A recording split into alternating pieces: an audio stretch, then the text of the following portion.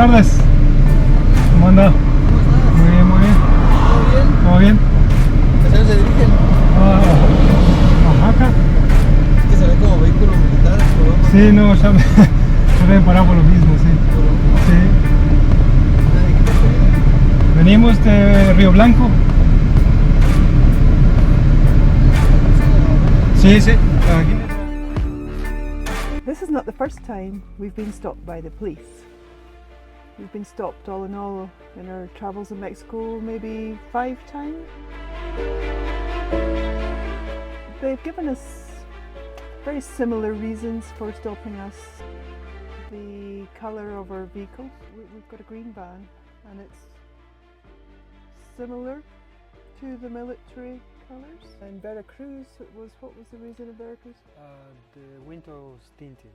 It's supposed to be, you're supposed to have a permit in Veracruz if you have tinted windows on your car. The travel import. They ask for the tip. The officer barely look at the paper, just ask for it.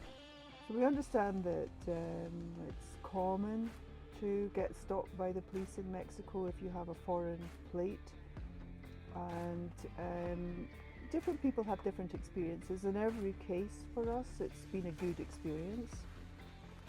There's been a lot of respect. Yes.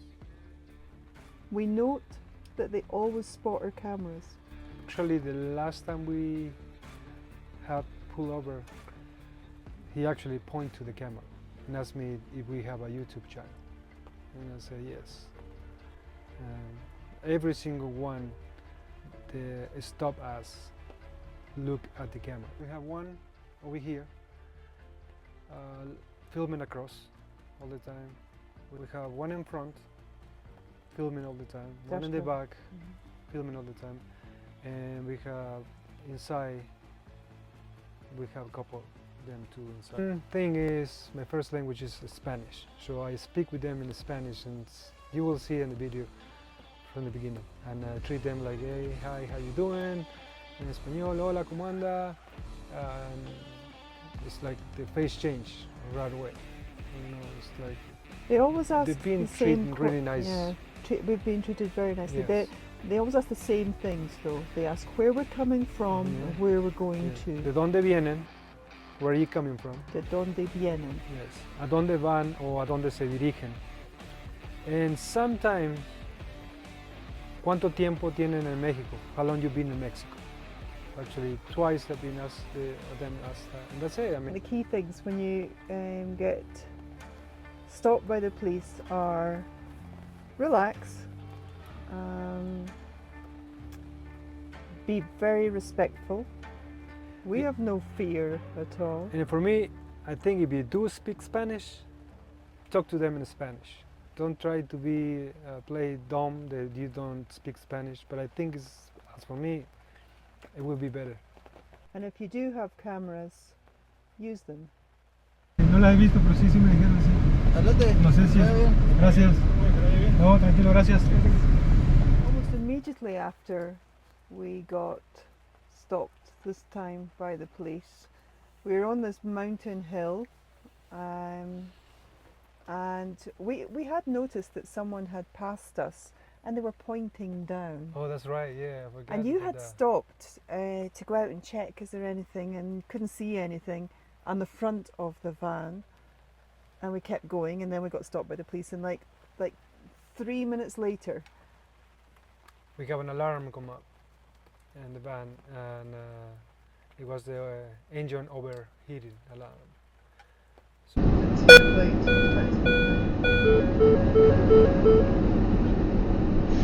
What was that? Fortunately, because in this mountain there is no many pull out space, right there it was a nice, beautiful pull out, so we could actually do it. Because there is many places in the mountain you can't stop. I mean, you can, but you're gonna stop in the middle of the road because there is no safe. And that we realised what the guy was pointing to when he passed us. Probably. We'd been losing he'd been driving behind us, and we'd been losing all of our coolant. Yeah, so because he had seen that probably on the that's road. what was happening. So step out and take a look, and it was a plastic piece from the cooling system. So the cooling line has a split wide at one point where the cooling fluid is coming from the inner core from one side, and from the other side coming from the cooling reservoir, and then they get together there, and there is one line they keep going to the water pump or transmission cooler if you have wide crack over there. So it was leaking from there. So we didn't have the part right there. We are in the middle of nowhere. Well, I kind of know how the cooling system works, so I decided to patch that thing up. So what I did was white, plastic white. One of the pieces were fine, so I cut that one out. I connect the line to come from the reservoir. I connect that one straight line to, actually this one goes to the water pump, and the other one who come from the inner cooler, I plug that one. So yes, I was going to put a little bit of pressure in the inner cooler because it was not going to be circulation in that line, but the engine was going to the cooling to do the work and keep the engine nice and cool. And we didn't have coolant, yeah, but we add water. We have water. We have no coolant, so we put water. Topo Chico? Topo Chico water. No, it's filtered water. So actually the city that we were going to had AutoZone, so I assume AutoZone was going to have that piece because it's a piece of plastic. It's a white piece of plastic, and they don't even have it in the system. So I just decided to take a walk in the store, and they do have a universal, which is a T. It's not a Y, but it's a T. But the function is going to be the same. So I did buy that one and install it. We went to Ford thinking they may have it, because so Ford over here in Mexico don't have it. Any Ford in Mexico, we say we'll have it. You need to order, and it will take between 3 to 6 months to receive that little piece of plastic. So we decided to just keep the one we used. And I have a friend in North Carolina who is going to get the OEM part. I have a friend in El Salvador who is going to receive the part. So my friend from North Carolina is going to buy, is going to send it to El Salvador, and then whenever we make it to El Salvador, I will exchange it for the OEM part. In the meantime, we're going to use the aftermarket, and we bought a second one just in case. You never know. Crossing our fingers that this is going to keep us all the way to.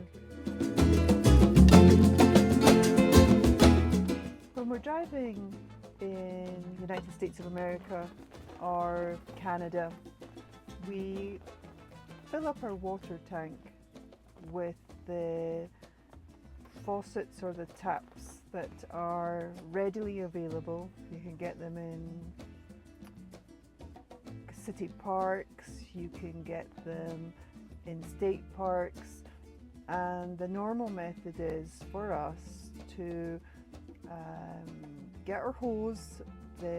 The taps, the faucets have the thread, you thread that on, and we fill our water tank using a hose. That is not readily available in Mexico, so we have had to find an alternative method to fill up. So our only choice really that we found so far is the agua purificadas. Honestly, the agua purificada is not that expensive. We have a 46-gallon water tank, and we fill it up with 80 pesos, but it's $3.50, $4.